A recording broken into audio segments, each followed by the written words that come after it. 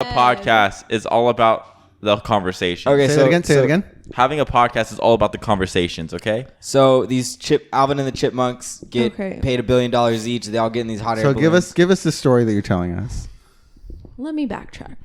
So it's called Alvin and the Chipmunks, correct me if I'm wrong, World's Adventure or something. And there's this group of girl chipmunks called the Chipettes, and they get in an argument with the Chipmunks over a video game at like a hamburger joint. This sounds so 90s. And this couple overhears them, annoyed of them, and they're like in the midst of a drug deal, and they're trying the to Chipmunks? No, this billionaire couple. Oh, okay. And so they're trying to smuggle So that's how they're billionaires. Yes. Okay. They're trying to smuggle things around the world. So wait, And this is a kids movie. This is a children's movie. Are the Chipettes stealing stuff or the Chipmunks? They're doing their own thing. The only thing worse than a rapist? Child. Anyways, so they're arguing at this video game. Sorry, Mo, go ahead. I'm sorry. I love that fucking video. It's hilarious. Arguing at this video game. The Chipmunks are arguing. This couple's trying to eat, but they get annoyed because they're arguing. So they're like, okay, why don't we use this as an opportunity for a competition? Oh. So the woman says, I bet on the Chipmunks. And the man says, I bet on the Chipettes that they can fly across the world and it's a race and da-da-da. But you guys have to hit these checkpoints. And these checkpoints are plush versions of them, like little chipmunks. But inside is like cash and diamonds. And they think that they're dropping these little plush toys around the world and it's cutesy. But in reality, they're smuggling they're goods. smuggling They're all dropping these off goods around the world. This has literally nothing to do with what I wanted to tell you earlier. So they're mules. So They're drug mules. when you're ready to start a drug trade, just use chipmunks. So this is a children's movie about drug mule travel. Something like that. So yeah, and the dad's at home. So the dad, Dave, coincidentally has to go on a business trip. So he hires the nanny to come and watch the Chipmunks. So while Dave's at work, the Chipmunks do like a recording of Dave's voice and piece it together. I don't know how to explain this. So they Ferris Bueller it. They do a deep fake. They Ferris Bueller the dad. They keep asking him questions like, say this, say that, piece it together, and then play it for the nanny. Like, oh, the kids are going to go out. They'll be out for a few days. They decided to come with me or whatever. So the nanny's at home thinking the Chipmunks are with the dad, and the dad thinks that they're with the nanny. And so when they're playing, this is literally so stupid. You're going to record over all of this. It has nothing to do with anything. So the Chipmunks are playing the pieced together recording for the nanny, but they rewind it too fast. So it goes like messes up the recording. Oh, no. And then the recording blows up or something. So then it goes in slow motion. And it's like, hey, kids. And she's like kooky or whatever. And she's like, David, are you drunk? And me and my siblings thought it was the funniest thing. So whenever someone's like drunk or like acting stupid, my mom always says, David, are you drunk? So whenever I ask you that and I laugh, it's not because he's drunk. It's No, like it's I because think of the this movie. children's movie That has chipmunks smuggling goods across the world. sneaking out of houses. Yeah. We should and- watch it sometime. I We think that's should. a great way to go into this podcast. Don't you think Absolutely. Hey, David, are you drunk? No, you dog. have to Good. say it like Roll the grandma. intro. David, are you drunk? Are you drunk? I'm Drumm. I'm drummer.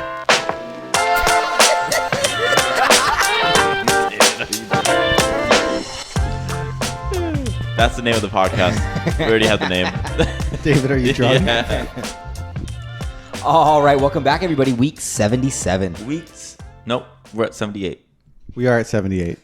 I know because I did 7 times 11. That was the easiest math of my life. All right. Welcome back, everybody. Week 78. Week 78, guys. That's 7 times 7, 49, plus 150, plus 10, 60, plus 5, 65, plus 4, 69. Nice. Plus 1, 70, plus 10, 80, minus 4, 78. No, that's 76. Plus 2, 78. There you go. I tried something a little risky, though. You did. You took a chance. Yeah, because you had to stop at 69. Yeah, it really messed me up.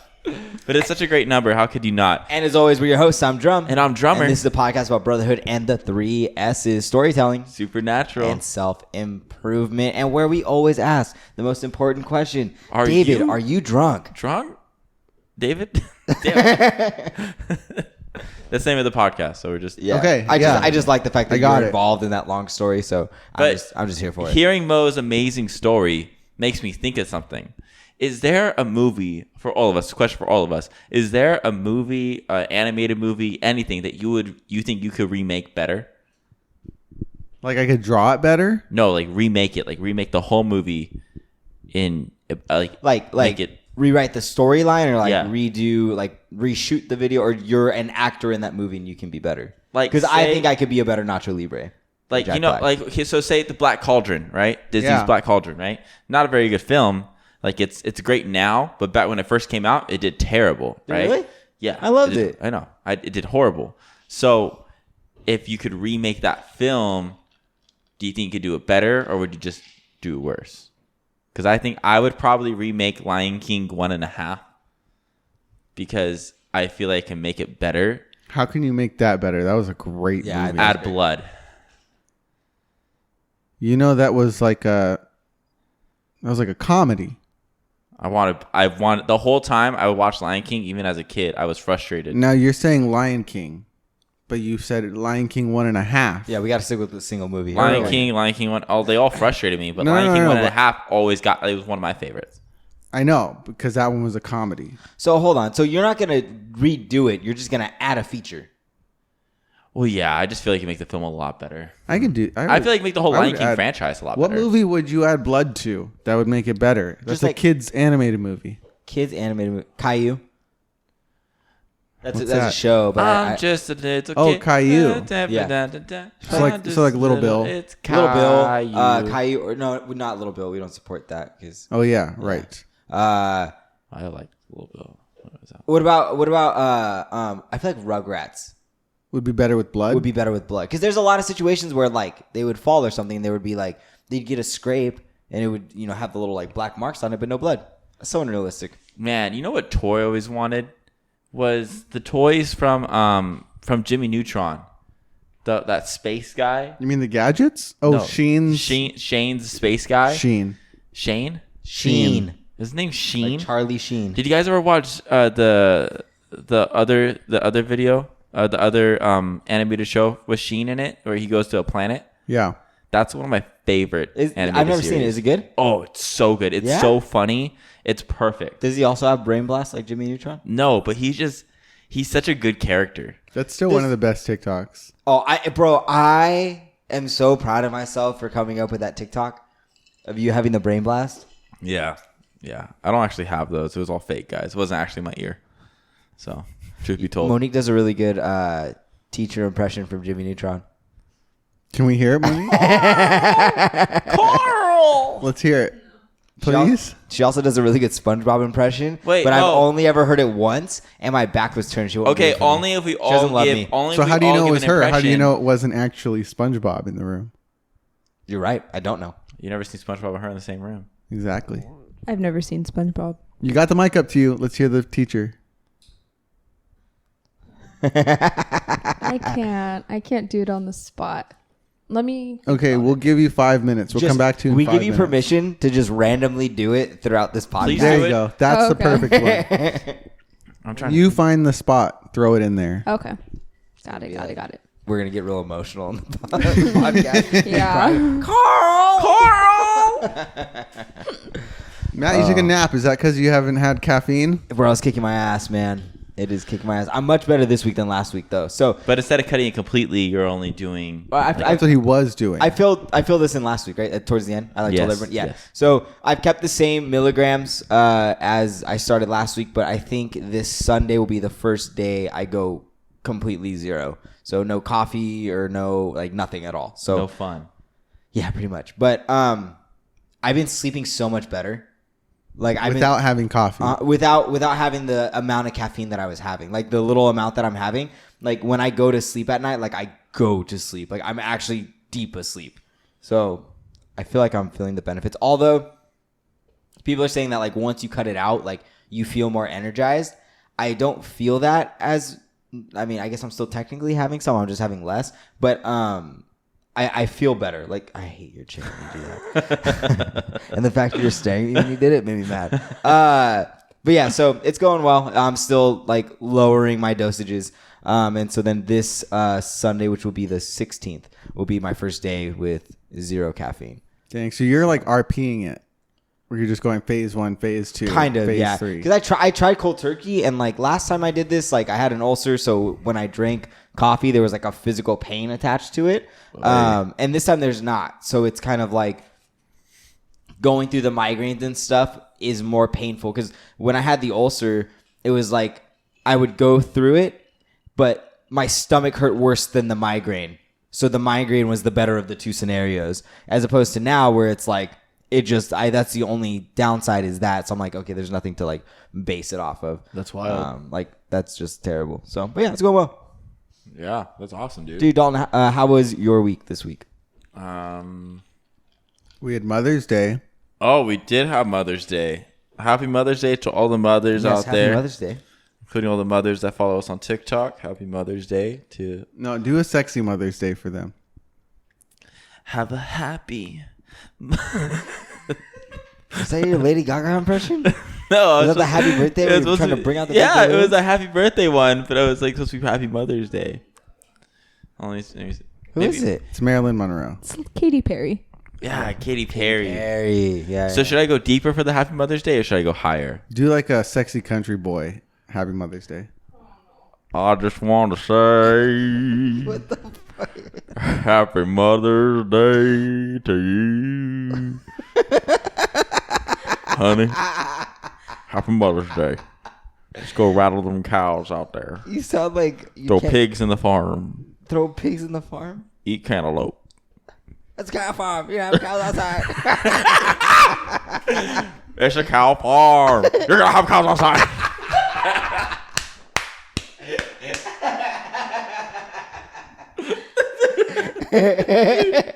That's the one video that fucking cracks me up. I honestly, that whole movie is gold. That whole movie should have gotten awards, everything. It's what was it called again, Mo? Backyard, Barnyard. animal something barnyard.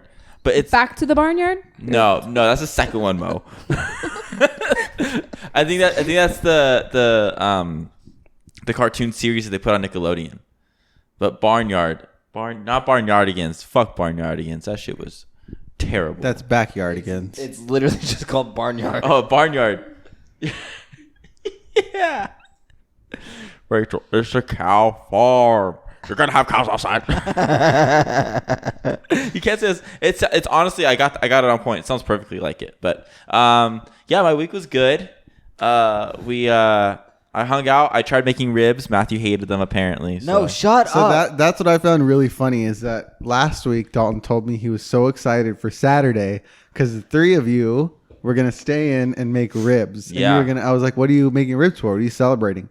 He was like, "We're celebrating not having plans for the first time in a month." Yeah. And then Saturday night, I check Instagram and I see Matt bowling and drinking, and I'm like, "R.I.P. to Dalton's staying in celebration." Oh, bro, I still stayed in. I was not aware of this plan. I figured. Matt, what did he say? What were his exact words? Dalton? Yeah. When he found out I wasn't going to be there? Uh-huh. He's like, I don't care. I'm making these ribs for myself. I'm going to make them whether you're there or not. I don't give a fuck. And I did. I still went to the store after I trained, and I picked up 2 St. Louis racks of ribs. Oy. I'm sorry, Mo. I had 2 St. Louis racks of ribs, and I put one on the grill and one in the oven to see which one would come out better. It took about 3 hours to cook them both, but the grill one came out better. I wasn't too fond of them. I think I could have made them better. I did apple juice with a dry rub, and then after the dry rub, you basted it, and so it was good. They were good. It definitely could have been better, but Matthew hated them. I did not hate them. So I came back on Sunday. I threw a couple of them in the air fryer just to heat them up and get them a little crispy, and I thought they were great. I don't know what you were talking. I had like 8 of them. Yeah, I only had 3, but they were okay. I'd What probably do better. and why Dalton keeps bringing up that I said that they were not good is Because you said that. I did, but I wasn't referring to the flavor of them. I was referring to the fact that they've been in the fridge for about a week now, or like 5, 6 days. So they're probably actually not good. Like if you eat them, they're going to be bad. Why are you rolling your eyes? I just watched you. So that's what I was referring to. But no, they came out super good. I was happy with them.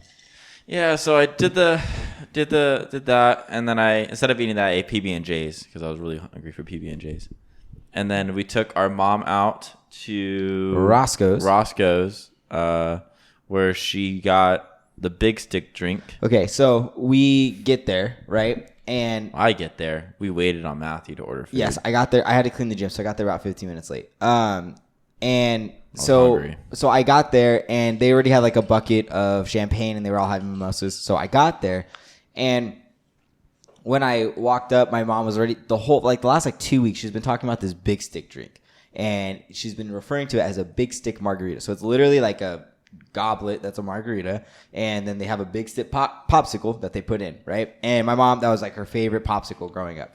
So finally, she's like, should I get it? I don't know, blah, blah, blah. So we convince her to get it. So she orders it, and my dad goes, she'll have the big stick margarita. And the guy goes, oh, it's actually not a margarita. And so he goes, what is it, right? So this guy lists off all these liqueurs, okay? My mom only drinks wine. She'll occasionally have another drink, but she's a lightweight. So he's listing off all these liqueurs, and the whole time I'm staring at my mimosa because I'm also hungover, and I'm going, oh no. Mother, whatever you do not get this drink. I will buy you. It was like every whiskey known to man. It was in that drink. I will buy you a 12-pack of Big Sticks that you could just have at your leisure, and you don't have to be hungover about it, right? And then the base whiskey of it was like Southern Comfort whiskey, which is like a plastic bottle whiskey that you buy on the bottom shelf. So he reads it all. A lot of people off saying that. And a lot of people like Southern Comfort. No, like it's good, but it's cheap whiskey. Yeah, no, you know what I mean? I agree. So anyways, so my mom and dad look at each other as if they're contemplating, and I'm like, she's gonna do it. Like, don't do it. So she orders it, right? So it comes over, and it's basically jungle juice with a big stick in it. Oh, dude. So it was so good. Is there legitimately a big stick in it? Yeah. Literally The popsicle actual stick. popsicle. Yeah. It's in there. So anyway, so she gets that. She didn't even eat the popsicle. So she drank it. She's like, oh my God, this is so good. And I'm like watching it, and I'm like, she's starting to say things that she wouldn't normally say. And I'm like, oh the thing no. is, when that woman likes to drink, she chugs it. Yeah, and it was like a giant goblet. She drank the whole thing in like 7 minutes. Yeah. So I was like, okay, we need to eat, and then I think eating after she drank it was a good choice because sobered it up a little. But needless to say, she had a great Mother's Day. So Yeah, man, it was wild. And then we all came home. We all took a nap, and then Matthew was gone before I woke up. I was like, I thought he disappeared. I was worried. I don't know where he was. He was with Mo, so he was safe. But I was like, I don't know where he is. And then my dad got up. Then my mom got up. And then I think my mom left right after that. yeah, Yeah, she left. And then I had a cool day, it was good. What about you? What'd you do for your mom? I just went home, just spent the day with them. It was literally just hanging out, watching Law and Order SVU, and then we had my mom's side over. Oh, we went to my dad's side in the morning, so I got to see my godmother, got to see my grandma on that side. Right on. And we just had breakfast and stuff, and then went home and had shrimp tacos, and played Pictionary, which is a lot harder than you think. Why? You never played Pictionary? You never played Pictionary before? No, you Just telestrations. really? I'm the other way. I've never played Telestrations. I played You both. haven't? Huh. But I have it. I own it. I'm surprised. I thought you would have. Yeah. I mean, unless I don't remember. No, I didn't really play many board games until this new wave of new style board games. Yeah. So I really only played Monopoly and Life and stuff like the I basic still don't ones. understand how you play Monopoly. I don't get it. Every time Monique's brother Isaiah comes home, we could throw down a Monopoly. I just don't know how you win. Like, why? Why does it revolve around money so much? And It's American. Like, I know there's a game you can play called Age of Empires where you This is like the fourth week in a row you're talking about Age of Empires. I feel like we breathe this up once a week. it's taught me so much in Let's life. just have an Age of Empires segment. But what I'm saying is you could you can make all these trading ports, and then you could like have a bunch of these unique buildings, and then you could do something called a trade monopoly, where if you hold these buildings for a certain amount of time, you win. So is that basically what Monopoly is? Yes. Yeah, you're trying to get all the properties and own them all so that everyone pays How you. do you do that when everybody else is buying them? You Get there You first. send them into too much debt. You bankrupt them. Yes. essentially, How? by owning better properties so that they have to pay you rent, and then they can't pay you rent, so then they give you their properties. Oh my God. Is this how real estate agents find out they want to be real estate agents? They play Monopoly one time. They're like, I understand this. This all makes sense. It all makes sense. Sam, he's like, That's crazy. okay. Mo, how long does the game usually take you? Fucking Of long. Monopoly? Yeah. Like when we play with Zay? Oh, it's like, Like at least 2 hours. yeah. That's I'll like a quit. minimum. I'll never forget. I mean, that can't be too. Go ahead, Matt. One time we were playing, and I think Zay was like, what? He had to have been like 10 or 11. He's playing. probably great at it. And he was getting mad because he was losing. He was so upset. And he had like one piece of property left, right? wouldn't and let he it had go? like $5 in cash. And he landed on my thing, and he looks over at me, and he's all, Matt, will you take my $5? I'm all, nope, give me both. And he goes, but then I can't play anymore. I was like, good. And he gave it to me, and I grabbed it, and he goes so mad. And then I think it's just me and Monique playing for like the next hour until Monique beat me. That's terrifying. But I was like, you can't. I would think you can't get too. You can't be too surprised at that, because we spent 2 different days playing one game of Axis and Allies, Yes. That was so much fun, though. and that was a lot of fun. We meant to have Matt play too, and then I was in school, right? There was always something. there was I don't wanna hear something, it. and then we started one day, but it was too late at that point. Yeah. So we can still get it going at some point. Axis and Allies is fun. That's a fun game. I like how it's like, because I can never play the Total War games, the board game Total War. Yeah. I can never play it. I just didn't understand it. But when you have somebody that can explain it to you in Dalton terms, so you don't have to read directions and follow things, then it's a lot easier. So Do you guys like the game Risk? I've never played it. You've never played Risk? Risk, Total War. We just talked about it. That's what it's called. I mean, I think Axis and Allies is like a version of Risk. Oh, it's okay. a more maybe detailed version. Because when I was at Biola, a bunch of my friends, like, they would like pick a Saturday, and all they would do is they would go to someone's dorm room, set up Risk, and then play all day. And then my buddy Corbin, we would play Risk on his Xbox. And so we would sit there and play Risk for like they a had like the long board time. game on the. Yeah, there's like we could play it right after this. There's like a digital version hell of yeah. Risk. I saw they had a Lord of the Rings Risk. Anything with Lord of the Rings in front of it, I automatically get interested in. So we have to try that too. Then we also but there's a Star Wars Axis and Allies, right? No, it's a Star Wars role playing game. Oh, I'm still down. It's like D&D but Star Wars. Dude. I think we have played it. D&D. Oh no, you're talking about Imperial Assault. That's the Yes. board game. That's yeah. Yes. Oh my gosh, there's so many things we need to do. There's a ton, but I want to talk about this thing. It was really cool. It got brought up. I want to get your takes on it. This is our self-improvement segment, I guess, of the podcast. And so it's called the 3-question rule, and it deals with emotional intelligence, and it's for all 3 of you. All right, ask me. Yeah, open the link. They don't And give you the so, answers, do they? I was watching an interview with comedian Craig Ferguson when he said something I've never forgotten. There are 3 things you must always ask yourself before you say anything.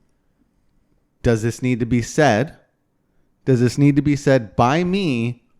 Does this need to be said to me? Does this need to be said by me now? And then he goes on. He says it took him 3 marriages to learn that lesson, but like that was the ultimate way to not show your emotional intelligence, but like to practice your emotional intelligence. And so, looking at that rule, do you guys agree with that? Is that something you guys you think you do practice now? Is that something you will now, maybe you didn't understand you practice, but you did, or is it something you will now practice? kind of what's your take on this? I think this is kind of the equivalent of like a filter, and I tend to not have those a lot of times. I'm trying to work on it. But I can definitely see situations where somebody will be venting to me and I'll think I have the answer or whatever. And it's like, kind of like, I'll be like sitting there like, is this a conversation where do I think the person is in a place to actually receive what advice I want to give or the whatever I'm about to say? Like, will they actually receive it, or are they not in that place yet? Right. Because like if you give advice and the person isn't in a place to receive it, a lot of times it can come off in a negative light where they're kind of like mad at you for saying that or not listening, or how could you not agree with me and this and that. Like, so I think that these are important questions to ask, although I don't think it naturally comes to people. I think that we all, like to have something to say. Like sometimes silence is like a great answer. Like it's okay to not say anything. But I don't think that's something that is seen as a positive thing a lot of times, So I know for me, I don't naturally do these things, but I'm trying to, and I've, especially the last like 6 months, I've like been a part of conversations, or someone will be talking to me about something and I'll think I have the answer, or like I'll have want to know more, or, kind of pry at it a little bit, and then like, not necessarily like I'll think about it and I'll be like, you know what, I think this needs to come from somebody who's not me because I'm too close to this person, or somebody closer to that individual. It kind of depends on the situation. I think it also depends on like the person you know. Like if it's Matthew, at least 2 of these aren't going to work for me. Like the only thing that's going to work is that, does this need to be said? And then that's about as far as I get with Matthew, where I'll be like, fuck it, I'll tell him anyways, right? Like same with Mo. Like I'll just tell her. Like I don't really have that filter with them because I know that they know where I'm coming from. It's never from really a bad place. I have to say it if I feel like it needs to be said. But I feel like there's levels of it. Like you have like people that you talk to that like it's a lot easier to have this filter, and then you have people that are a little closer that and they ask you for advice, or they're venting to you. Like I feel like then I would probably use this a lot more. But I feel like I have gotten really good at just knowing when it's my problem and when it's not. I feel like it's basically what this is just knowing if it's something that I need to get into or not.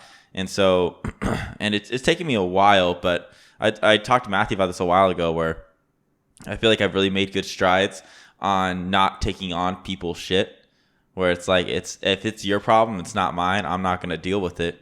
Like, good luck. But if you're not going to ask for my help, you just want to like continuously talk about the same problem, then I'll just, okay. Like you could tell me, but it's not going to do anything. For me, at least. I do this with you. All 3 of these. All 3 of those? Yeah. Because Why? there's certain things that if I give you the advice, because it's me giving it to you, you'll automatically disregard it. Yeah. So it's kind of like, okay, like I know like this is what needs to be said, but I also know who you're going to go and talk to, and I know they're going to say the same thing. It's going to be received better by them. So I'm just not going to do it. Do you think you could just approach me differently? It doesn't matter. I feel like it might. You approach things very aggressive. Because either A, I come in soft and you're like, what the fuck are you babying me? Or B, I come in too hot and you think I'm like mad at you or something. So what's the middle? What's the middle ground with that? I don't know. I haven't found it yet. Just like an adult, just have a conversation. No, because you'll read too much into something. We can get into this later. No, I won't, because I think you need to understand that we can have a conversation. But I want you to know what? That I don't do any of this because no matter what, you don't fucking listen to me as it is. You still need 30 other people to tell you the same thing for you to realize, oh, maybe I should have done that. You do the same exact thing. Yeah. What are you snapping for? I'm preaching. What are you snapping for? I'm preaching to the choir. Amen. I'm preaching to the choir here. Okay? What I'm saying is this sometimes matters if you know it's going to go on to like somebody that's going to have like a quality listening experience, right? But you sometimes don't have that quality listening experience. Like I could be the smartest. I could be fucking Nikola Tesla telling you how fucking light works and how energies maneuver things. That was a really good example, I know, Dalton. dude. I'm very proud of him right now. Thank you. David, will you I tell only him know that because he's a reptile. Will you tell him that you're proud of him? Because he won't take it well for me. Can you tell me that? I did just tell you I'm proud of you. Oh, Dalton, I know you don't think Matt thinks like Matt's proud of you a lot of the times, but Yeah. Matt was really proud of you using that example. Oh my gosh, dude. So maybe next time you can like thank him for just being supportive. You know, I don't know if he'll believe me. Can you tell Matthew that like I thank him for believing in me? Do you mind, Mo? Mo? Can you pick up that mic and let him know real quick so he can understand it? Because he won't believe What do you want me to say? I want you to say it to him because he'll believe you. He just won't believe Say me. what? That I want to say thank you to him and thank you for believing in me. Can you tell him Thank you for believing in your brother. Yeah, no problem. He doesn't want to tell you. Okay. He wants me to tell you. It's received much better from you. Oh. Yeah, Okay. see, so, Yeah. you know. A good call. I Good think call at on the end his of the part. day, me and Matthew are both very sensitive human beings. To each other. To each other. To each other. To each other. To each other. To each other. No, but I like this because I feel like for me, it's like these are like levels of how much you know somebody. I feel like, does this need to be said? If you know somebody really well, I feel like that's a question. But it depends like how the levels of them, like how well you know them. Mm-hmm. You know what I mean? It just makes sense. Monique?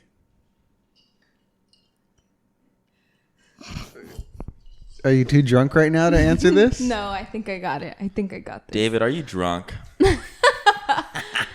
I think this is not a natural process of thinking. I think it's very, it comes with time. It comes with being self-aware. This comes in play, especially I've noticed in relationships. For example, well, I guess it doesn't even have to be a romantic relationship. I'm just using Matt as an example. I could be having the worst day imaginable.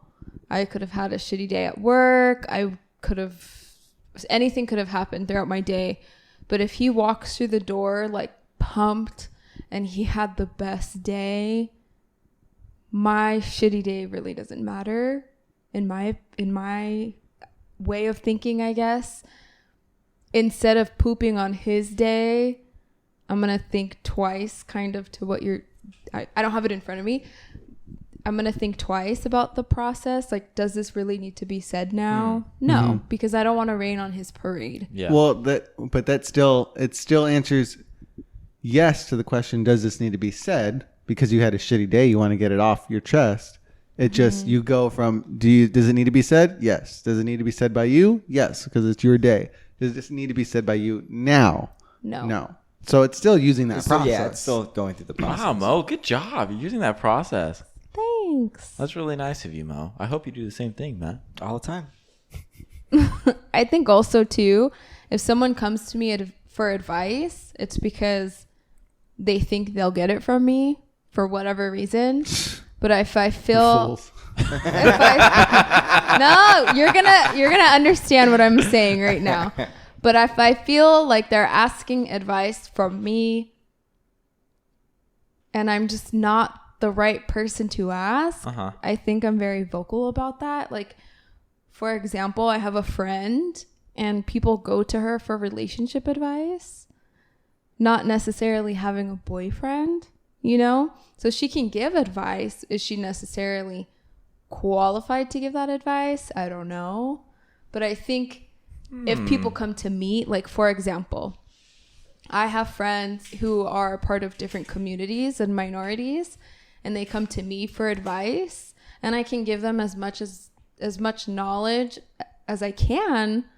But at the end of the day, am I a person who is Black, or a person who is Asian, or a person who A, B, C, D, E, F, G, whatever? No, I'm not. So I think that's how I filter. I don't know. Yeah, no, that's the right way to do That's it. a great answer, Monique. But that also kind of speaks, I mean, like, that asks the question of what makes a person qualified. You know, just she may not have a boyfriend at that time, but maybe she's had a bunch, so she's kind of learned what doesn't work in a relationship, so she can only speak on that. Maybe not from like hey, this is what I've done and it's worked, but hey, this is what I've done and it hasn't worked, so maybe don't do these things. I tend to just straight up ask the person, like, are you looking for advice, or do you just need someone to listen? That's important. Yeah, because like if you just need to vent, What did you just pull up?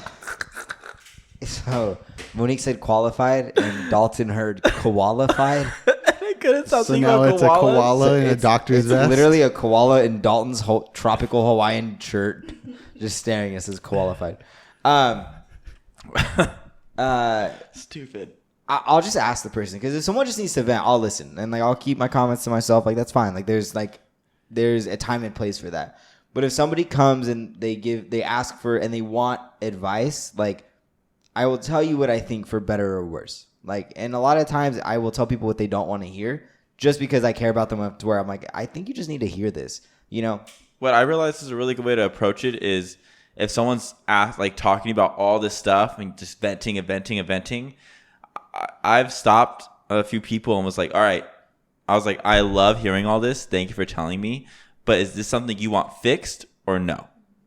And if they say, no, I'm just trying to vent, then I let them keep talking. Because I need to make sure that I can keep myself aware. Because sometimes if they're talking and I'm already thinking about how to fix everything they're telling me, instead of just listening.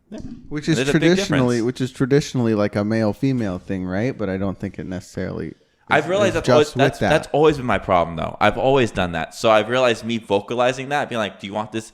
Do you want me to fix it? Or you want me just to listen? I just need to know this right now. It really helps me kind of solidify whether I'm going to be listening or let my brain go different directions.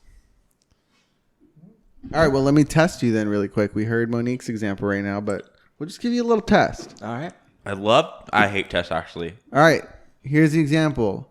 A member of your team walks in late for a meeting, and this is the third time in a row they're walking in late.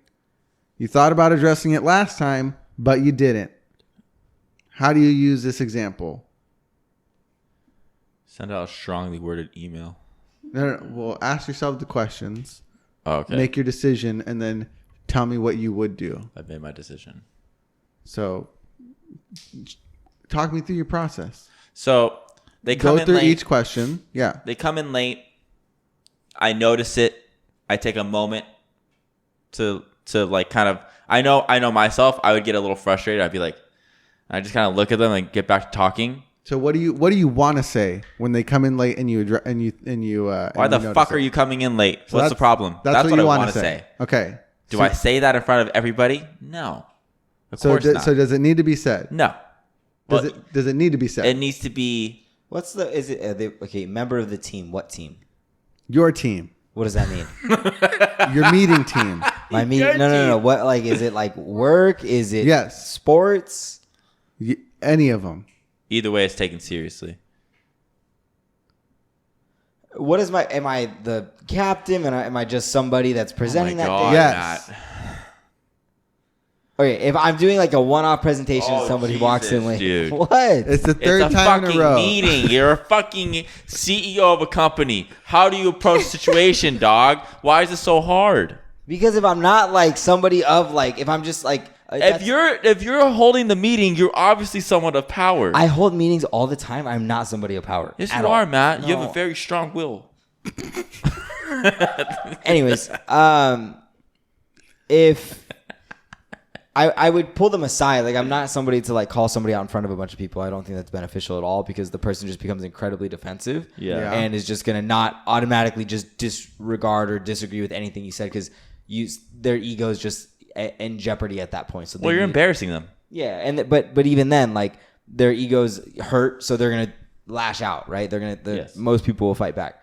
But afterwards, I'd pull them aside, and honestly, like I would just ask them, like, is there a reason that you're late? Like, is there something going on at home? Is there something going on like how can I help you? It would come from a place of like, how can I help you get here on time because I know that you need this, and less from a place of like, you're late, you need to be reprimanded, like, you know, like. And so you do this when he walks in. You stand up and you go, "Hey, man, come here for a second." And No. then you talk to him about it. No. No, I think all I of would this. do it after. All that. this needs to wait till Using the after the meeting. questions. Yes. Does this need to be said now? No, it does not. You can wait. I because- forgot the questions, but I just know that I would. Does this approach need it to be after. said by me because of my position as the CEO or whatever? Like yes. CEO of Frosted Flakes. There we go.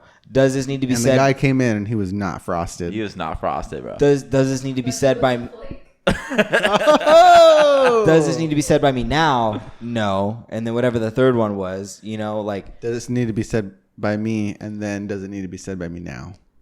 Okay. So it doesn't need to be said by you. Is yes, because you're the CEO of Frosted Yes, Flakes. but it doesn't need to be now. So it would be later on in the workday. I would pull them aside and like, who knows? Like everybody has so much else going on in their lives than what little windows we get to see in that it's like, I don't want to make these like grand assumptions and think that like it's a personal attack on me. Yeah. You know what I mean? Like what's going on? Like, is there a reason? Maybe there's like babysitting issues. Like So wait, maybe. So this is like the second time this is happening. third time. Okay. Here's my question to you.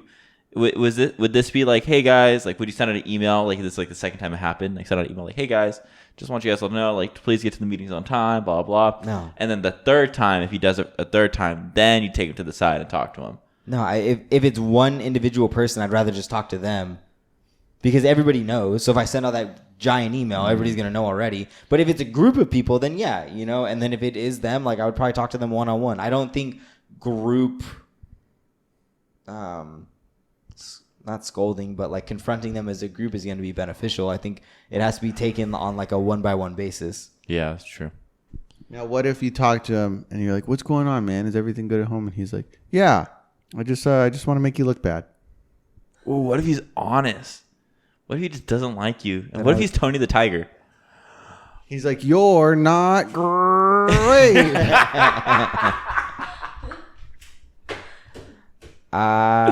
This is gold, dude. We need to make this a skit. And then I think that just becomes a question of like, if he says that, it's like, why? Like there had to have been something that has caused you to dislike me this much. And, you know, either A, we fix this, or B, at least I understand my place, and then just don't come to the meetings. Like, you know what I mean? And if you do, I'll uninvite you in front of everybody if you want to go down that path, but I'd rather not do that. Ooh, shooting shot. Oh, You wow. know? So you're meeting him at his level. Yeah. But like, That's not a CEO way. But what I'm saying is that like, I'd rather know why. Like I would want to see where this relationship was tarnished, where I'm at fault, and then how we can fix it going forward. You know, if it's just that mutual understanding, like I don't need to like you to work with you. That's fine. All right. You know what I mean? But you know the hierarchy, you know, like the roles that everybody has. So it's kind of like, you know, we need to respect that. And if that's not something you want to do, like that's fine. That's okay. I have no problem with that. I agree. Nice. All right, guys. Well, let's take a break now. All right. Oh, my gosh. Welcome back, you guys. All right, we are going to be doing another deep dive into Ben Drowned, part 4 of 5. So we're coming near the end here. And this one takes a little twist at the very end. Just a little twist. Just a little twist that hits a little too close to home for me, which will... We'll talk about his reaction later.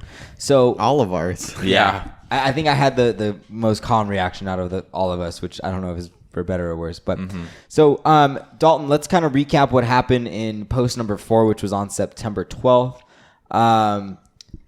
He goes through the game and basically a bunch of just weird shit happens. You mean post number 3? No, post number 4. Because post number 4 is the Post one number for 3. today. We just read 4. We're reading 4 right now. No, we're reading 5. It says right here, post number 5. Nope, Matt, we've been reading 4. Matt, go the fuck up. Go up. Right there. We've been reading this one. Let's just clear things up. Oh shit! I told you were reading 5. You just don't listen to me. He's too I'm too shaken scarred. up. I'm too shaken up. All right, post 3.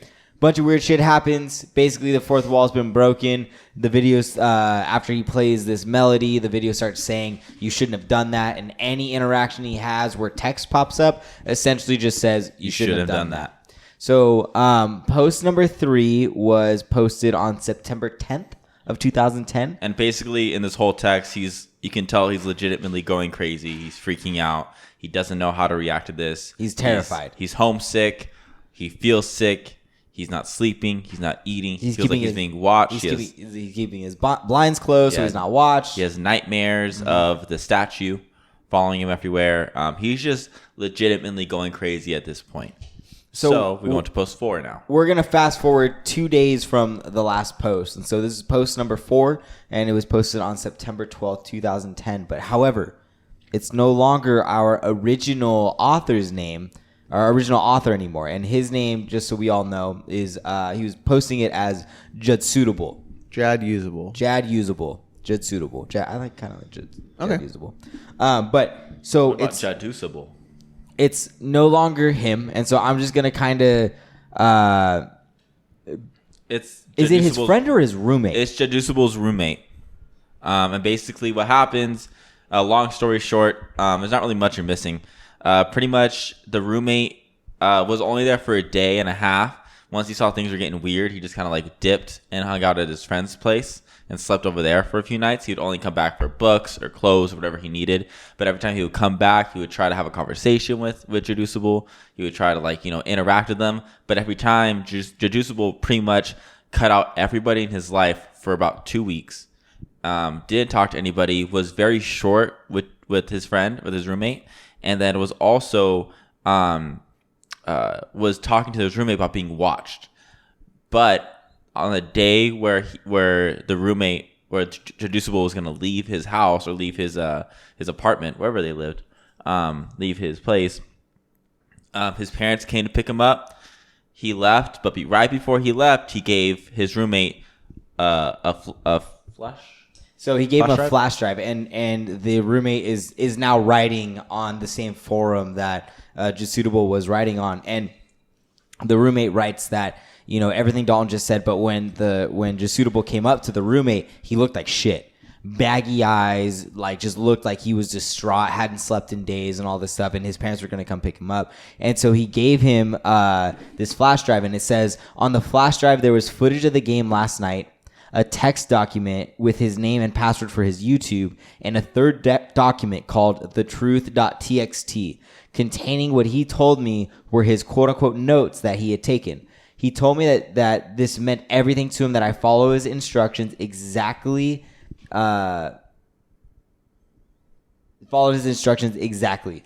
And normally I wouldn't be so to the letter for requests over a fucking video game, but the way he spoke and the way he looked at me made me know that this was serious, and I'm going to honor that. So with all of that, this roommate goes and uploads the video game, the gameplay from the last night, and then post 5, I'm assuming, I don't actually know because I haven't read it, is the entire truth.txt, which we'll get into next week. So Dalton and I are going to kind of go through a walkthrough of the video and kind of describe what's going on. But the videos, as with all the other ones, will be in the description. So on our YouTube channel and in the... Yes, 100% now. If you go back to any of the last 3 weeks, you'll find parts 1, 2, and 3. And then this episode will also guaranteed have all 4 links in there. Yes. Thank you, Sir David, for doing that. Yeah, for us. sorry I missed the last 3 weeks. It's okay. It happens.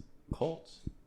Listen to a podcast? Yeah, so good. Oh, nice. All right, so we're going to kind of get into this. So for the most part, this gameplay is pretty normal. Like nothing It too starts serious off happens. pretty good, but I think if we both remember the first Ben file that he played, it wasn't this one. It was very different, but I guess all the files always start you out in different areas. So basically, he goes through, he checks all his items to see what he has. He's at the last day. He's on the last day, on like the last hour or some shit. And he's just going through the motions right now, playing the games. And actually, it's pretty calm for a little bit, which is very surprising. The music is the first thing that changes. So he enters a temple, and in there are these 4 zombie-looking creatures that he just kind of rolls through and kills. And Yeah, it's a little too easy, which I'm kind of frustrated with. But he also has the shield, which is in the game normally, but it's just fucking creepy. Yeah, that shield's- it's like the sun shield, I'm assuming. Zelda artwork also, we should get into that at some point. Zelda artwork is different.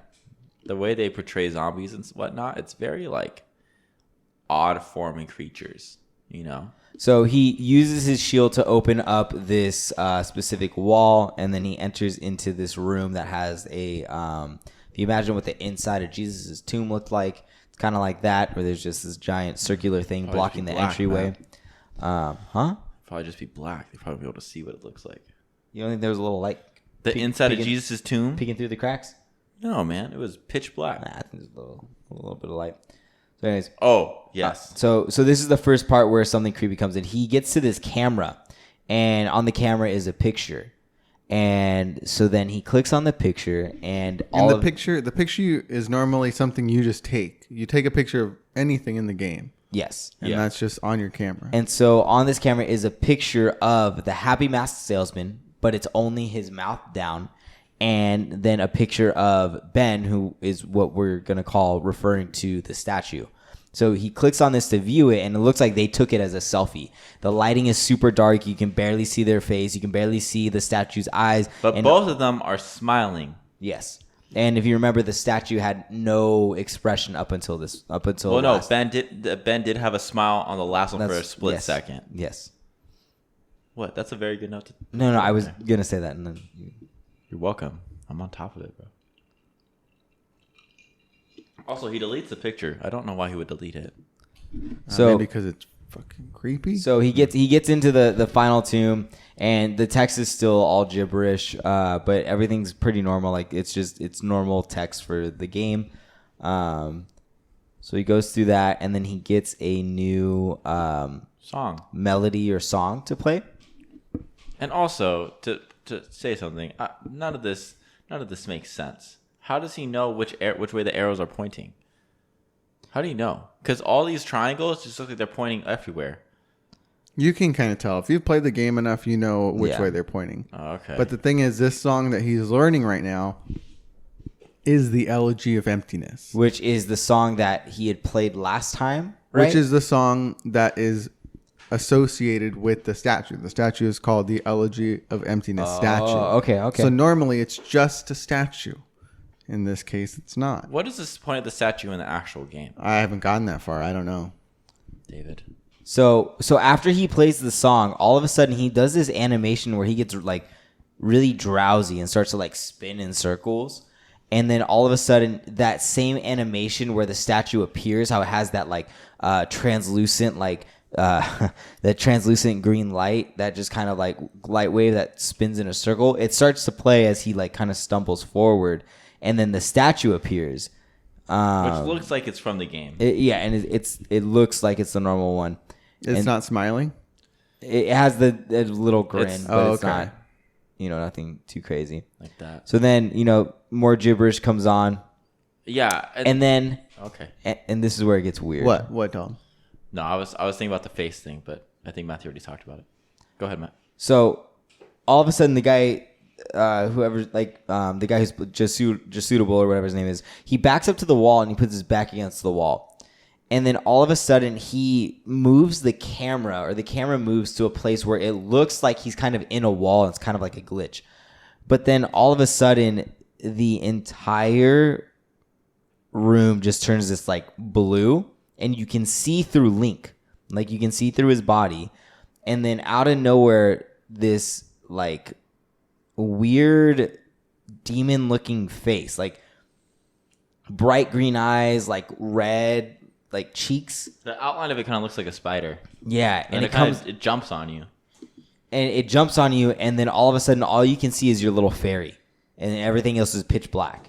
And so all you see is the fairy kind of like flying around. And it plays what I'm guessing is a dying animation, right? Which yeah. is So the sound, the music kind of just dies out. So then you die, right? And then all of a sudden, this text comes up, and it says, "Why is he smiling? The father?"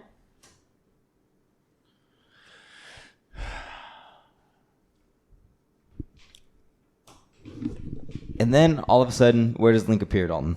He's taken to a weird graveyard. And in this graveyard, there's a bunch of tombstones, as there should be. And what I was honestly assuming is that the first statue they go up to is going to be Ben's tombstone. It wasn't. It was just, what does this one say? Well, he just goes to a bunch of tombstones, and they all say different things. But then one specific one that kind of pops out of nowhere, and he kind of teleports to it in a way as well. Kind of comes out of nowhere. He walks up to it. And it was kind of going through this animation where he would run and then walk really oddly and then run again. Can you get to that part, Matt, so I could say what it says? I'm working on it. Finally says, "A vessel that holds wandering spirits rest here." So the craziest part about this is we look at the tombstone, and it looks like a normal tombstone, and we read what it says. Okay, but behind the tombstone, you see Ben standing there. You see the statue. You just see in the top left corner, you just see like the back of Link's green hood, and you just see the statue just standing there facing the opposite way. So then the minute he reads it and logs out of it, he automatically gets kind of falls, I guess. And he falls like through the ground, like into like where the grave would be underneath all of that.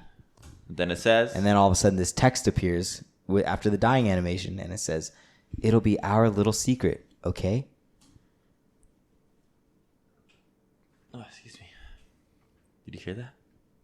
And then you end up in this tunnel. Oh, this is the craziest part. So you end up in this tunnel that kind of looks like it would be like in like under a tree or like in a tree trunk or something like that, because there's like some like tree trunk vibes going on the left and the right, but then you get some green coming up overhead. I just feel like this is so interesting because this type of one, animation, and two, playthrough where you walk through it and it twists. You don't see this in any other N64 game. The first time I ever experienced that was with Call of Duty Modern Warfare 2. Really? Yeah, like that gameplay. You're on the boat, and then as you're going forward, the boat's tipping over, and the whole screen moves. You sure that's not Uncharted 3? Positive. It's both. Oh, okay. All right. You know what I'm Thank talking you, about, buddy. right? Like it's Modern Warfare. You're running through the boat. It's the very first mission. Yeah. And the whole screen moves. I remember because it was the first time I remember a video game like made me like motion sick. And so it's really interesting. He walks through, and as he's walking through, everything changes. The whole screen moves. The whole screen And I'm spins. so positive that has never been used until it was around the PS2, PS3 times. It's very different. You don't see that. So he walks in, and then as soon as he walks in, the first thing he sees is this room, but then closer to him is the fucking statue again, just kind of like Standing there, and then the screen goes black. And then it says, "You can't run." So, the picture. Yes. So then you end up on this image of the exact location of where the smiling mask salesman, the happy mask salesman, and Ben were at, but this time you're there with them.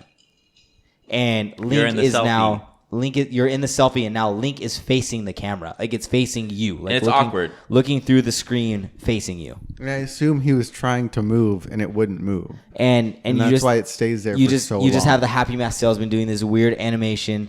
It's a glitched out animation where he's like humping and laughing. I wouldn't call that humping. Well, not yours. And then now the animation that brings Ben apart happens right around you. It's basically saying that you're Ben. And then the text appears that says, "Please help me." And the worst part. And if you think that's the creepiest part, just wait for this. So after you read, "Please help me," the loading screen starts again. So you get the Nintendo 64 logo. And you know what's coming. The next two files. You get Zelda Majora's Mask. He clicks into that. And then you get the next two files. File 1 is named Link. And Files 2 is named Matt. So when we watched this, Dalton, David, and all of us just kind of sat there like, what the fuck is this? And so that is where this one leaves us off. That was scary. That really freaked me out. It would have freaked me out more if it was my name, so I'm glad it was Matthew's. But yeah, that was insane. It gives you so much, but then you just kind of don't know what to say about it at this point. You're just kind of like, why? If it didn't break the fourth wall, I don't think it would be that big of a deal. But I think it broke the fourth. It's broken the fourth wall so much that it kind of becomes expected at this point with all of these. And even if it was fake, how do you think about these scenarios to happen? Like, yeah, the happy mask salesman, yeah, he's creepy looking in general. I get it. The statue, he's creepy. But then how do you dictate when these things happen? And how do you make this fucking weird story? Like, it's just too hard to coordinate. Like there's so many variables. Like who's not to say like that he's gonna go a different route unless you like corral him into exactly the path that you need to go. But it doesn't feel like that. Yeah. Like I feel like the person playing it, just suitable. I feel like he's able to go wherever he wants. He just happens to continuously pick the wrong spot, unless that's what the statue reappearing all over the place is to corral him to a specific location that he's supposed to go to have these interactions, you know. But I think the creepiest part is the fourth wall, and I'm assuming just Suitable's name is Matt, because it's clearly not talking about me. But yeah, so that's part 4, you guys. I have no idea what the hell to think. It's wild. It's crazy. It's I can't wait to read through the Truth TXT. Yeah, the last one next week, guys. Yeah, so on the timeline of Jed Usable, he's gone. He's gone. He's home. He's with his no parents. longer part of the story anymore. And really, neither is the roommate. Now, roommate just this is the following the 12th. rules, It's yeah. September 12th when this goes up. Now that TXT file is just on a timer for the next 3 days, and then on the 15th it'll be auto loaded up onto the forum. Yep. So at that point, like, it's just out there. No one's actively taking a part in it anymore. Yeah, and I kind of want to know what he did with the game. Like, did he go burn it somewhere or something like that? You know, so I hope he like talks about A, what happened, B, why it happened, and then C, like what he did with the game. And it is supersized, so it will be the entire second half. It will be a long one. It's a thick boy. So, But thank you, part 4. Now we can get into our weekly segment, our bi-weekly segment, boys. Ready? 1, 2, 3. The boys' room. Yes, we got the boys' room this week, and we're going to jump right into it. We got 4 stories for our boys. The excitement in David's voice when he We says got that. some girl here, too, to throw her hat in the ring. Ah, crap. That's This you, Mo one's Money. gone. All right, well, then we have 3 stories while I look for the 4th one. So I'm going to go ahead and do the Yeah, we second just do one. 3. Will you do 3, David? Okay. Here we go. So I'm going to do my best to summarize for everyone. My boyfriend bought a gift for another woman's birthday, which is way more expensive than my birthday present. At first, it sounds superficial. At first, it sounds like a superficial thought I need to dismiss. But it keeps coming back, and I'm starting to look deeper into it. We've been together for 2 years. We split the expenses. Even though he makes 4 times as much as me, we contribute equally. Awesome. And each freely spends the money that he or she earns. I find that fair, and I take pride in being financially independent. For context, in my country, many women rely financially on their partners. And I feel it's important for my self-esteem not to follow that norm. Mm-hmm. The other day, my boyfriend got invited to the birthday celebration of one of his friends, who happened to be a woman. I was with him when he went shopping for a gift, and he bought the exact same fitness watch he gave me for my birthday earlier. Okay, he likes it. I gave him good feedback. That's cool. I feel slightly annoyed, but talk myself out of it. Then he added photography supplies, which cost more than the watch. Then a beautiful card and beautiful flowers. There's no jealousy involved, and I'm not concerned about him having any romantic interest in her, but I still feel hurt. Is it just that I got triggered by the situation? He hasn't done anything wrong? Maybe. I make so much effort to earn the money I earn. I come from a poor family. I appreciate all I can afford. Little things. I don't spend that much for my pleasure. They try to save up. On the other hand, his friend comes from a richer family and is used to having a higher standard of life. Maybe he matched her present as to what she would expect and be happy with it, and mine to what I expect and be happy with. That's fine, but it still makes me sad. Maybe I've sent him the wrong message with my attitude towards money. What do you think? I'm dragged between feeling hurt and feeling guilty that I'm so superficial as to give so much thought to something money related. Oh, see, it's good that she kind of noticed that. Like, I know this how this sounds, and I get it. Like, sometimes it could sound like, oh, like I don't want to act like I'm being about the money, but like it's kind of making me think that it is kind of about the money. But she knows it's not the right thought to have. You should always just appreciate anything you get from somebody, no matter what. I kind of understand where she's coming. I get it. I don't know. I would never do that. Like, I don't know. I would never do that to Monique. Not that I would consciously like think like, okay, I spent $200 on Monique's gift. I need to spend, anything less than $100 on anybody else. Like, I wouldn't think that, but also too, like, I understand where she's coming from.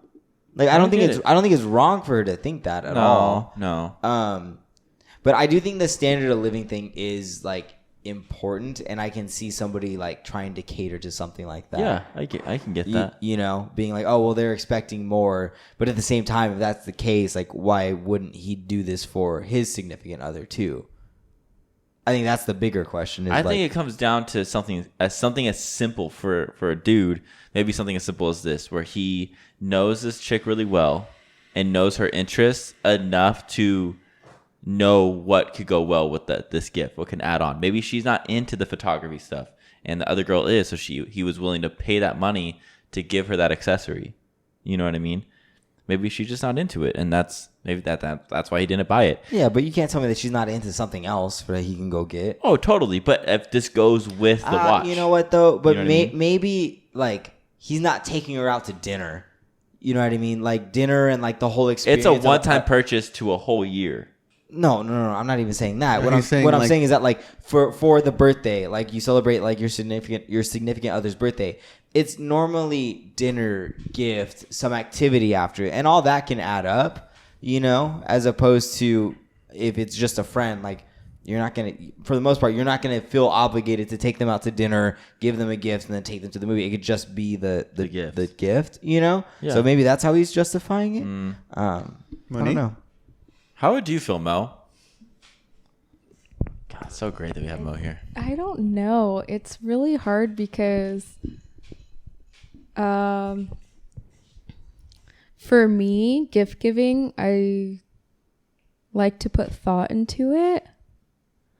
And realistically, flowers and cards, you could spend $10 or less doing that. So the fact that this guy did that for his friend and not his girlfriend, to me, I would feel a little sad too, I guess, or a little left out. Or for me, flowers and cards, that it's not about money, it's about the thought.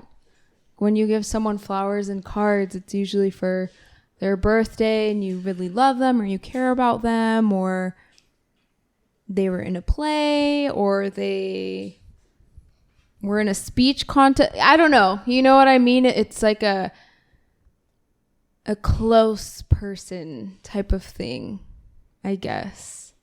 So for a guy to go out of his way to go buy a card and flowers on top of spending $400 on her, to me, that kind of sends like a weird signal to me. An extra message. More than... He went above and beyond for this girl than his girlfriend. More than so the flowers and the card are more of a thing for you than the additional photography supplies that costed more than the entirety of the watch. I don't know. Because it's like, say it's a $200 watch and then he's buying $400 photography supplies. I would just probably have a conversation. You just ask. If it bothered me that much, I would probably ask, why did you feel the need to do the XYZ? Because clearly he feels some pressure or desire to make this person happy, to impress her, to fill some void, to fill some expectation. But why? I think if Matt went out and he bought me a watch, but then he bought Susie a watch and shoes and a handbag, I'd be like, yeah, what? Who is she? Who is this? Who is this girl? You know, Who's Susie? I would feel some type of way, probably. But again, I think it depends also on the person. If he did that for his mom, or if he had a sister or a cousin who was in the hospital, or you know, me. it's different. Or Dalton, yeah. Thank you. Yeah, I think she needs to talk to him because I think there's more there. What about if the friend was a guy? A guy to a guy. Yeah. Like if Matt bought flowers, candy, this, that. So for you. so say Matthew bought you a watch. Matthew buys me or David a watch. Say he buys me a watch and then like a bunch of vlogging equipment because this is last year. Or this is 2 years ago. So he buys me a bunch of equipment. Okay, well, I know you guys are then a not card. romantically interested in each other as far as I'm concerned. So I think that's my issue. Is because there's a possibility of being romantically interested. I don't. For me, I don't think it has anything to do with the money. It has everything to do with The I thought. need The to get intention her behind more it. and more and more. Yeah, she needs these add-ons. She needs this. She needs. No, she doesn't. You know. It's about the intention behind it. Right. So I think that's what's in question here. Just talk to your significant other. Is there an update? No. Nah. No. But the next one is that this girl's boyfriend is always naked at home and he's starting to stink a lot. Shower, bro. Shower. So they've been living together for over a year now. Dr. Sasquatch. And they're together for almost 2 years. Let's say 30 minutes. He's always walked around the house 30 naked mil. and spends most of the time at home naked when it's just the two of them. It's always kind of bothered her, to be honest, but it's his way of relaxing and he's comfortable. So why say anything? He's gained 30 pounds since the pandemic started, which is not a big deal, but it's kind of impacting my attraction to him. He's got a big beer belly and gained weight around his face. That's not nice. Add to that he's very hairy, and honestly, I just don't like looking at him naked unless we're fooling around, and he's naked all the time. Another layer is he started working out a few times a week, but it's like the smell doesn't wash off in the shower. Buy this man a loofah. His feet smell from across the room. His armpits smell whenever. This is just dunking on this guy now, so I'm going to skip a lot of this. He's got dry skin. He's walking around naked all the time, and he stinks all the time. Sitting on the sofa, lying in the bed. Spreading his scent everywhere. Last night in bed, he had his arms above his head and had the fan facing us, so the smell of his armpits was wafting in my face. I turned the other way, but the scent was inescapable. I asked him to put his arms down, and his feelings got hurt, but I didn't know what to do. I dread spending time with him at home now. Okay. Because I'm visually turned off, and now I have to deal with constant BO. Any tips for addressing this in a sensitive manner? No, I think you got to bite the bullet on this one. Fucking watch how this guy showers. I think he's watching the water go down more than actually being in the water. Okay, wait. I do have to say this. He's told me before that the water is completely brown when he washes his butthole out. Oh, wipe What? your ass, bro. Indicating that he's not wiping properly in the bathroom. No, this is a serious issue. Like, just have a conversation about general hygiene. Wash your ass. How do you do this though in a sensitive manner? You don't. You just Fuck sensitivity, bro. He's 30 years old. If he can't have a conversation with his significant other about hygiene, then he has some other issue. Like, but also, do you guys just walk around your house naked? No. I don't. Like, David, you live with Rachel, and she's gone. Do you just walk around naked just to walk around naked? No. Yeah, no, I wouldn't do that. I'd walk around and I'll get up and go do something real quick in my boxers or with my shirt off, but I don't walk around just flopping everywhere. Would you if you had your own house? Fuck no. Is it something where it's like you got to have this conversation, otherwise you would be like, I'm out of here. I'm out of here if this doesn't change. I mean, if it's that bad, but also too, there's some people legitimately grow up and they're they just don't know that certain things exist. Some people don't know that you literally can use a loofah or a washcloth to scrub yourself until you're older. You know what I mean? You just were never given that when you were a kid. Maybe you just used your hands or whatever. Some people don't know that. Oh man. She's a trooper. Oh, I would smack that right when it happened. That's disgusting. That is so gross. I have a hard time with smells and just things like that, scents, visual, and nothing. Nah. Yeah, she just needs to talk to him. She needs to just be like, yo, you stink. How are you? She could be mean about it. I don't care how she comes about it, but show her, have her show him how to fix it. Be productive about it. She can't expect him to know. She can't expect him to know. Be like, let me show you. This is how you should wash your body. This is how you should wash your hair. This is how you fucking wipe. Do these things if you love him enough. If you don't, go find another man. Because this one ain't worth it right now. No, have the conversation, but just be fuck honest that. about what's That's going gross. on. That's gross. Yeah, top comment says, I'm going to pray this is fiction because this is harrowing. Yeah, that's rough. God. Yikes. The butthole one. That's a different level. Yeah. I would rather someone say hey, you have stuff in your teeth. Uh-huh. I'm just that type of person. If I smell, I would rather someone say hey, you have spray or something. I don't know. Or if they see me and they're So have you're you showered? you're the person that walks up to someone and goes, hey, here's a stick of gum. Yeah, or and then walks hey, do away. you want a piece of gum or do you want some lotion or something? But if Matt was just walking around with He wouldn't. I would knock his skid ass out marks, into I'd the be shower. Matt, we gotta fix this. Yeah, that 30 years old is Way like too 30 old. years old is about 25, 26 years old. Too old to be doing stuff like that. Like, I think anything past 8 years old, man. I know this sounds horrible because I don't want to like sound dehumanizing, but it's almost to the point where it's like, okay, like, can I watch what you do in the shower? Because clearly something's not adding up. yeah. I know that sounds really no, I insensitive, agree. but it's No. like, how do you shower? Do you just stand there and then He walk watches out? the water more than he gets in it. Yeah. They just need to, they need to fix How that. do you, I just don't understand. Like, there's people that go to the gym and then come home and just chill. And go to bed. They chill. Yeah, they go to bed. They lay on their bed. They lay on the couch. On the couch. They put their fucking dirty ass shoes on the couch. They just fucking don't care. And it's the most disgusting thing I will ever see or hear in my life. And I fucking hate it. And it's like, it disgusts me. Like, if you're going through the day and you're sweating a lot, that's fine. You know, take the time when you get home to shower and prepare yourself to relax. Don't just go straight into the relaxing process, because homeboy, that is not how that works. Take care of yourself. Tell 'em. Please. Fucking Jesus, man. Fuck. Just have a conversation with your partner. Help homie out. Don't put your shoes on the couch, Matt. All right. Well, sorry to anyone that was eating during this. Yeah. All right. My senior coworker, we'll pretend his name is Dick, has been a real good friend for most of Why lockdown. is that the name?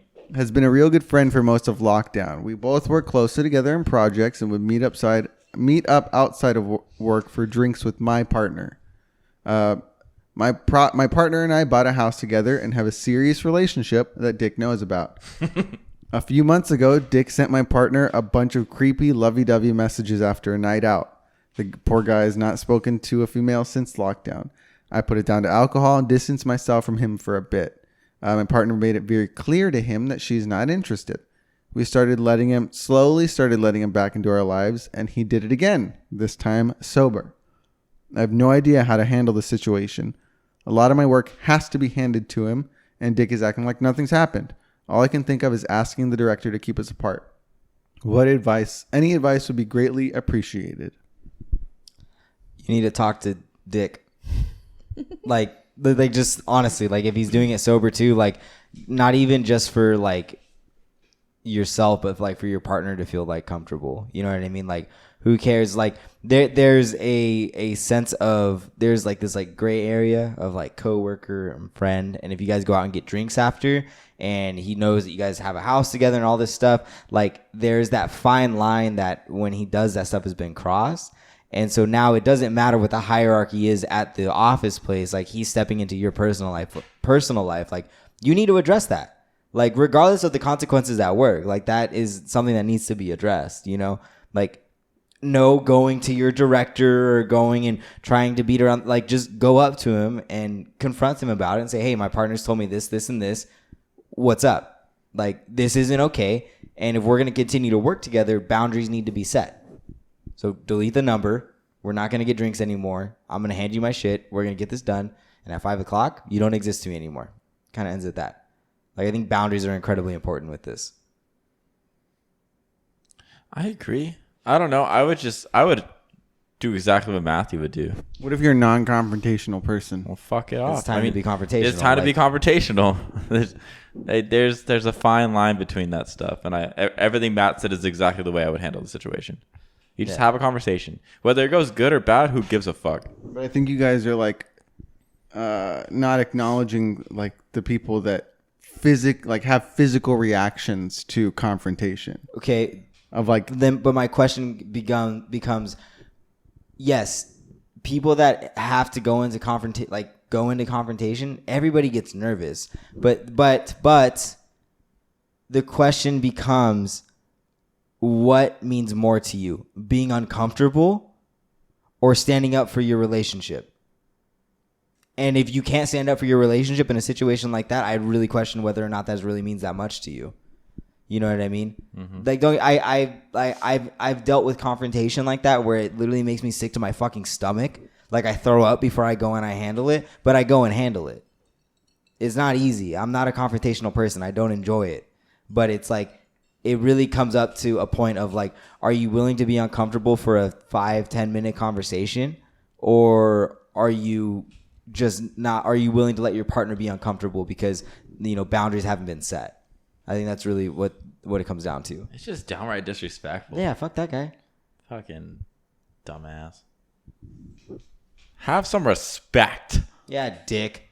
Yeah, I would feel very, I don't know the word, but let's say Matt and I went on a trip with him and his coworkers, and one of them just like kept, I don't know, trying to get at me or get to a conversation that I was clearly steering clear of, just making me uncomfortable, and I told him and he didn't do anything about it. I think that would make me feel even more uncomfortable with not only the coworker but with my partner. And I feel like, yeah, it is scary. I could see someone,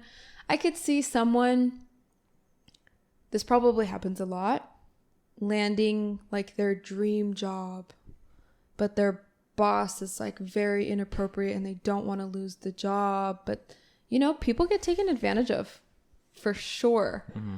But I feel like if my partner didn't stick up for me, I would question what else wouldn't they stick up for me for? Like if we're out somewhere and there was a fight, or I don't know, it would probably put my partner in question. And then like they said, like if I had a boss that like was trying to get at Matt and like trying to call him booty call, whatever, like that is just so inappropriate. 12 p.m. noon. It's so beyond inappropriate, and you just have to nip it in the butt, I think. And I know that most people will say, go to HR, document it, report this, which is what it looks like a lot of the comments are saying. You're letting the person win. Yeah, but I even think that doesn't do it justice. I think that like lines have been crossed and boundaries need to be set. This doesn't work. And I mean, I would document that. Like if document, like I would screenshot the text and keep everything. And honestly, like say this happened in my workplace, I would let HR know. Like I'd be like, hey, this is going on. And whether they told me to, you got to just like not do it. Fuck that. Like I'm going to talk to this person, because if he's willing to come into my personal life, then we can talk about it on personal time. Like, it doesn't have to be during office hours. That's fine. But if it's somebody, like you said, that can't handle confrontation and, seizes up or whatever, like, then yes, go to HR, but understand that like at some point you're going to have to like stand up with your spine straight and put your foot down. Yeah. Yeah. I say fuck HR. Just fucking do it. Who cares? I don't want to pull the woman card, but I would want it documented, just because I've been through something like that similarly, where some guy tries to take advantage or yada yada, and it's just like, oh, okay, like I need to report this to some entity. That way, if it happens to somebody else, there's already documentation that they now have on their radar, I don't know. Yeah, I agree. That was a crazy one. That's a good one. Did you open that last possible one? Are we doing a fourth one?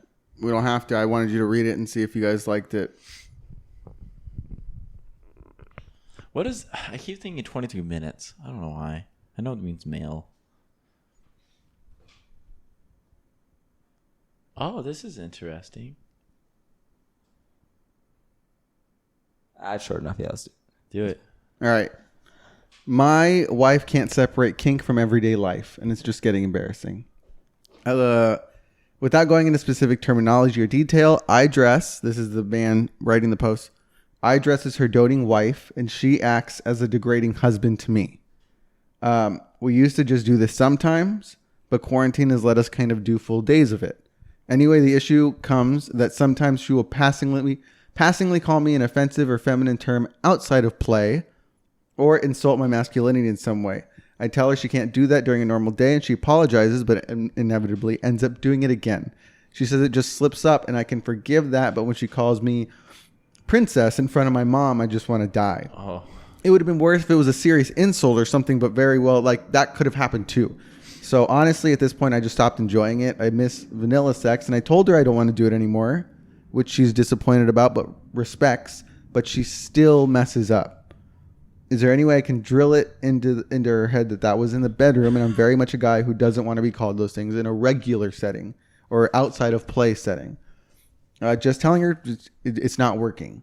There's a part of me that's worried she's permanently stuck in this mindset, or maybe even lost respect for me and may not even see me as a man before. And can it just slip out? Is there a psychological reason for it? Like what do I do? What's happening? I think there's boundaries to be set. I feel like, I don't know. I can understand why the kink is an issue though. Yeah, especially if you have like, I think lines get blurred there. Sometimes kinks can, I just feel like sometimes somebody gets so into that role where they can be that person they want to be. They could try these new things, and kinks are always unique to that person. Some people can have the same kink but still express it in different ways, and I love that about kinks because everyone just has their own type of view on it, right? It's really interesting to see how people go through life without it, because some people that live in that area, they live in that space of their kink, right? But there is a fine line between socially accepted and not, and it's very simple. I think I can understand why he needs and wants to be respected, because he feels like this is something that's done behind closed doors. It's a private setting. I feel like she understands it, but maybe they just did it for so long, and sometimes you can let things go. Yeah, I think the quarantine full day thing maybe was a little much. And maybe it was a little much. And that's nobody's fault. That's not their fault either. It just kind of happens. We were all lost in quarantine. We all did some crazy shit, right? But like there comes a time where the adjustment period needs to happen. I think that adjustment period needs to happen now. But also I can understand why he would think that maybe she's lost respect for him as just a male in general. And then maybe time away from the kink is the remedy. Like not doing that for a long time, just until boundaries can be set and they can establish those things. But I think especially with stuff like this where lines can get blurred, it's really important to have that open communication. And it sounds like he's very vocal about not wanting to do it. But if that's not being respected, then I think there has to be further actions to be taken on both sides. Yeah. There has to be a strong line of communication. And congrats to being a dad. Oh yeah, there's an update. There's an update that we won't get into. We won't get into, but it got taken down. Monique.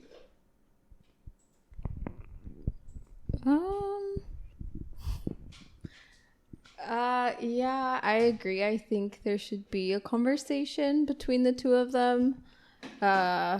Which there has been. There's been a good amount of them. Right, but also clearly it's not getting across to her. I think boundaries just need to be set. I think, I don't know. Two, also, is she doing it to be funny? Is she doing it, there's a difference between purposefully doing it and accidentally doing it. Are you really doing it on accident? Maybe he could tell with the tone too, because I feel like the tone in kink is very serious. Yeah, I feel like they both need to have a conversation, figure out and have an honest conversation, because if she is doing it out of attention, it could be because we're out of quarantine now. We're seeing a bunch of people. She feels like she's not the center of his world anymore. And that could cause her to say something to get his attention. And it works. And it maybe has been. Does it turn him on? Like she just clearly is saying it. And if she's saying it with a purpose, what's the purpose? And how can we get that purpose fulfilled maybe at a more appropriate time? Like you said earlier, do I need to say this now? Probably not. But yeah, I think the same as the boys. There needs to have like a serious long talk about that, because if you were to say like, I don't know, something wildly inappropriate at like a business function, that's, that could really put someone in a position to be talked to. I mean, imagine if Matt was on a podium giving a speech and I'm like, yes, like, I don't know. Yes, princess. Something, That's you know? that's a good outcome too. Yeah, that's a good I thing. think So, boundaries just need to be set. Yeah. Simple for sure. boundaries. All right, Matt. Don't or no, none of that. All right, fuck me. All right, made it this far into the podcast. Thank you so much for your time. Go ahead and leave us a 5-star rating and a review wherever you are listening. And if you're here watching us on YouTube, thank you so much. Click the subscribe button down below, the bell notification icon in the corner so you know whenever we upload. And until next week, everybody stay safe. We'll see you then. I'm Drumm. I'm Drummer. Bye. Bye.